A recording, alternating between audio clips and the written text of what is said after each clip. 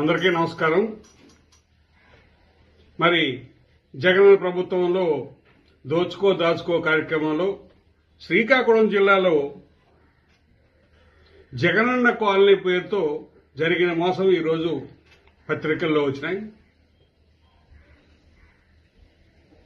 అంటే కన్నీ వీధి ఎరగని రీతిలో దోచుకోవడం ఎలాగో అనేది వైఎస్ఆర్ ప్రభుత్వం నాయకుల దగ్గర అధికారుల దగ్గర నేర్చుకోవాల్సిన పరిస్థితి.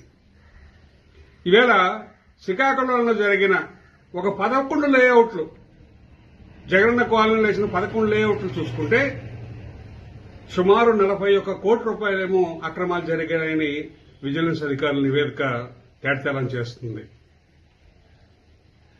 ఒక ఎకరాకి ఆర్ఎన్ఆర్ చట్టం ప్రకారం 2013 భూసేకరణ చట్టం ప్రకారం ఒక ఎకరాకి 27 లక్షల రూపాయలు ఇవ్వాల్సి వస్తే దాన్నేమో 66 లక్షలు పెంచివ్వడం జరిగింది.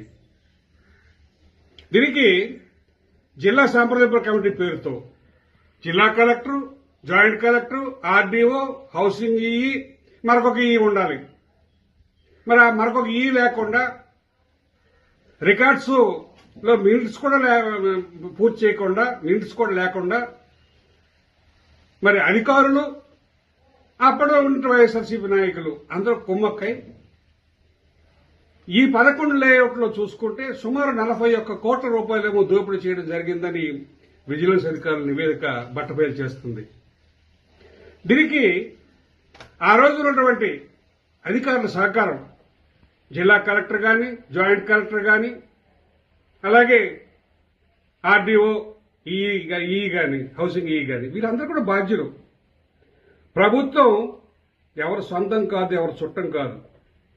ప్రభుత్వ ధనం ప్రజాధనం. 41 కోట్ల రూపాయల ప్రజాధనం దుర్వినియోగం అయితే దాని మీద మన ప్రభుత్వం, టీడీపీ ప్రభుత్వం వచ్చిన తర్వాత, కూటమి ప్రభుత్వం వచ్చిన తర్వాత వెంటనే దాని మీద ఎంక్వైరీ చేసి నిజ నిజాలు తేల్చమని చెప్పడం జరిగింది. ఈవేళకైతే ఉన్న సమాచారం ప్రకారం మరి ఇన్ని కోట్ల రూపాయలేమో అన్యకరణ జరిగింది తెలిసింది. వెంటనే ఈ పై అధికారులకు వెళ్ళిన నివేదిక వెంటనే బహిర్గతం చేసి అప్పుడు ఉన్నటువంటి ఎవరైతే తప్పు చేసిన అధికారులు ఇవాళ చూస్తున్నాం.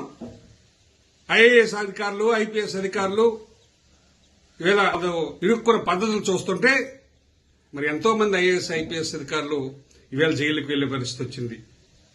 మరి అలాగే ఈ అధికారులు కూడా, ఈ జిల్లాలో ఆ రోజు పనిచేసిన అధికారులు ఏకపక్షమై వైఎస్ఆర్ కాంగ్రెస్ పార్టీ ఏంటి చెబితే చేస్తూ